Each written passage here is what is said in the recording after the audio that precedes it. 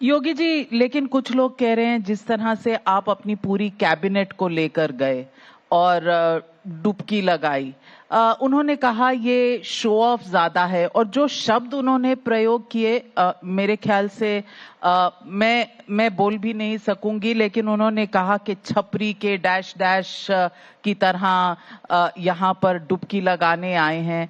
आपको लगता है ये भाषा, ये अमर्यादित भाषा जो है, ये फिर चुनाव का कुछ प्रेशर है? देखिए, जाकी रही भावना जैसी, प्रभु मूर्ति देखी तिन तैसी। जिन्होंने कभी भारतीय आस्था को, भारत के सनातन धर्म की आस्था को कभी सम्मान नहीं दिया, उनसे अपेक्षा करना कि वे सनातन धर्म की आस्था को सम्मान देंगे, ये मुझे लगता है कि अपने आप में एक गलत गफलत होगी, और इस गलत फहमी को हम लोग कभी नहीं पालते। जो कार्य उत्तर प्रदेश सरकार के कैबिनेट ने किया, और मेरा पूरा मंत्री परिषद प्रयागराज में जाकर के मां गंगा, मां यमुना और मां सरस्वती की त्रिवेणी में पावन आस्था का स्नान करते हुए पुण्य का भागीदार बना और वहां के विकास योजनाओं पर चर्चा किया। कोटि कोटि श्रद्धालु जो देश और दुनिया से आ रहा है, उनके द्वारा किए जा रहे पावन आस्था के स्नान ने उन सभी लोगों को, जिनकी सनातन पे आस्था नहीं थी, जो लोग अपने तुष्टीकरण के लिए कुख्यात हुआ करते थे, उनको न केवल डुबकी लगाने के लिए मजबूर कर दिया, बल्कि उन्हें भी अपने पुरोधाओं की मूर्ति को और उसके स्टेचू को वहां पर कहीं स्थापित करने के लिए भी मजबूर होना पड़ा कि नहीं, ये भी कोई स्थल है, यहां पर भी इसका भी महत्व है। हम इसको नजरअंदाज करेंगे तो ये आस्था न जाने कितने लोगों को नजरअंदाज कर देगी। तो आपको लगता है कि ये जो तुष्टीकरण की राजनीति है अब खत्म हो जाएगी, क्योंकि अब तो आस्था की डुबकी लग चुकी है? देखिए, प्रवृत्ति कभी बदलती नहीं। उनको वहां अच्छा लगता होगा, वो वह काम करें। हमें जो अच्छा लगता है देश के लिए, समाज के लिए, हम वह काम करेंगे। हम उनको बाध्य नहीं कर सकते, और ये करना भी नहीं चाहिए। एक स्वस्थ लोकतंत्र में उन्हें अपने राह पर चलने की पूरी स्वतंत्रता मिलनी चाहिए। हम अपने राह के पथिक हैं, हम अपने अनुसार अपनी योजनाओं को तय कर लेते हैं। लोकतंत्र में सब फैसला जनता जनार्दन करती है, और जनता जनार्दन बार बार फैसला करती है। तो जनता जनार्दन का जो फैसला है वो तो इस बार के लोकसभा चुनाव में कहीं ना कहीं थोड़ा सा पीछे छोड़ दिया था। क्या ये तुष्टीकरण की राजनीति थी? क्या ये आस्था की कहीं ना कहीं मध्यम होने की बात थी? क्या हुआ? देखिए, एक तात्कालिक रूप से किसी झूठ का सहारा लेकर के व्यक्ति कुछ देर के लिए तात्कालिक सफलता भले ही प्राप्त कर सकता हो। जैसे होता है ना, लोग अफवाह फैला करके कुछ हासिल कर लेना चाहते हैं।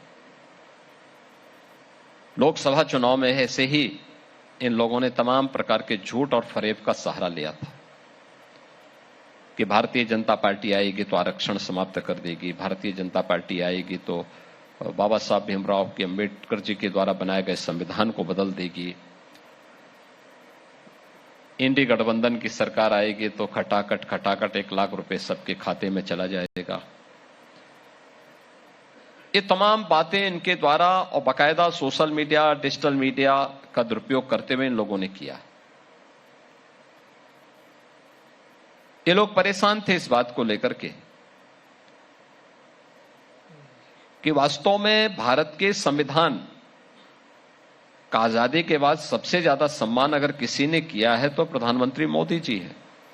लेकिन तात्कालिक रूप से इंडी गठबंधन उस समय दुष्प्रचार करने में, अपने झूठ को फैलाने में सफल हुआ।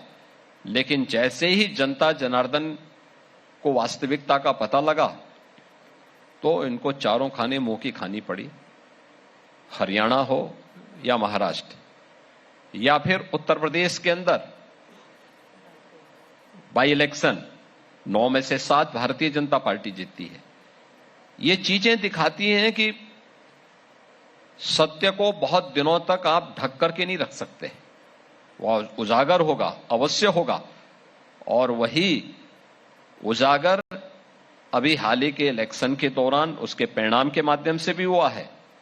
और वही सत्य का उजागर होना, वही सनातन की विजय के रूप में प्रयागराज महाकुंभ के अवसर पर भी हम देख सकते हैं। योगी जी, उसी समय महाराष्ट्र और हरियाणा के चुनाव में जीत के लिए माना जाता है कि आपका एक नारा था जिसने जोड़ के रख दिया, बटेंगे तो कटेंगे।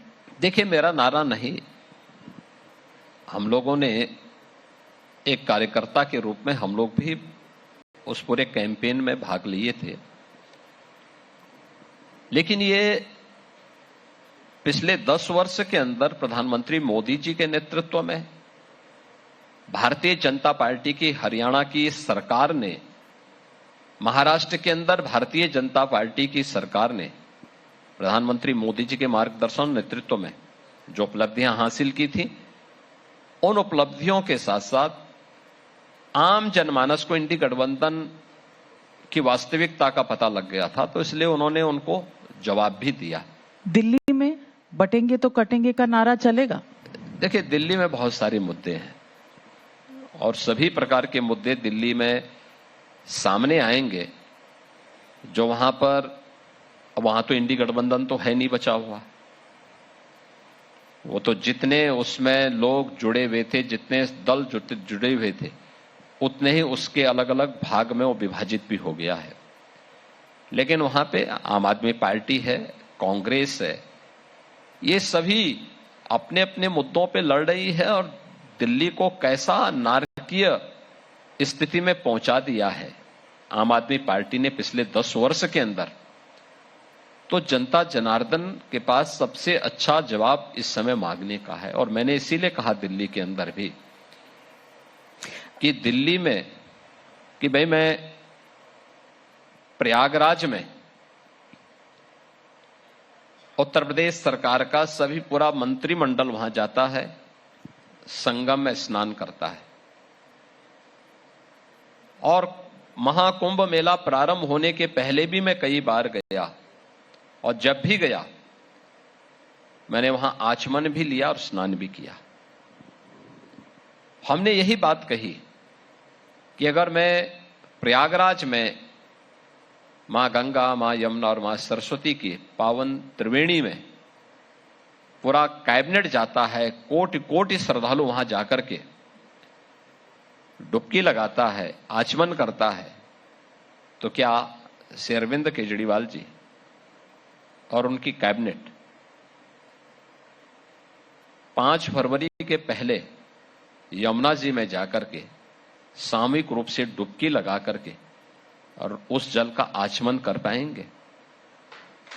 मैंने यही प्रश्न उनसे पूछा है। और ये प्रासंगिक इसलिए है क्योंकि उत्तर प्रदेश में नमामि गंगे परियोजना के अंतर्गत आदरणीय प्रधानमंत्री जी के नेतृत्व में जो कार्य हुए, आज अविरल और निर्मल गंगा के दर्शन हमें प्रयागराज में होते हैं। लेकिन दिल्ली के अंदर यमुना जी के बारे में नमामि गंगे परियोजना के अंतर्गत गंगा और उसकी जितने भी सहायक नदियां थी, इन सभी नदियों के जल को उसी प्रकार से अविरल और निर्मल करने की एक कार्रवाई को आगे बढ़ना था। लेकिन आम आदमी पार्टी की केजरीवाल सरकार ने दिल्ली के अंदर यमुना जी में सब कार्य नहीं होने दिए। किसी भी दिल्ली के विकास से जुड़े हुए, देश के लिए महत्वपूर्ण किसी भी प्रोजेक्ट में आम आदमी पार्टी की सरकार योगदान नहीं देती। और आम आदमी पार्टी की सरकार के पाप का दुष्परिणाम हमें यमुना जैसी हमारी पौराणिक नदी, जो आस्था की प्रतीक है, भगवान श्री कृष्ण की लीलाएं वृंदावन में जिस पावन नदी के तट पर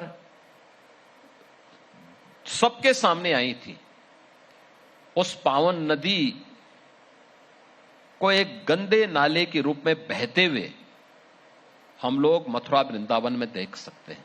वो कहते हैं आप भी तो साफ कर सकते हैं मथुरा के पास यमुना को। हम तो मथुरा के बाद हमारी कार्रवाई आगे बढ़ चुकी है और इसी का परिणाम है कि वही यमुना जी जब प्रयागराज में आती है तो अविरल और निर्मल होती है। ये डबल इंजन की भारतीय जनता पार्टी की सरकार का ही कार्य है, जो आप प्रयागराज में आपको अविरल और निर्मल गंगा देखने को मिलती है। अरविंद केजरीवाल कहते हैं आप 10 घंटे से ज्यादा उत्तर प्रदेश में बिजली नहीं देते, क्या जवाब देंगे? वो तो आकर के देखे ना उत्तर प्रदेश को।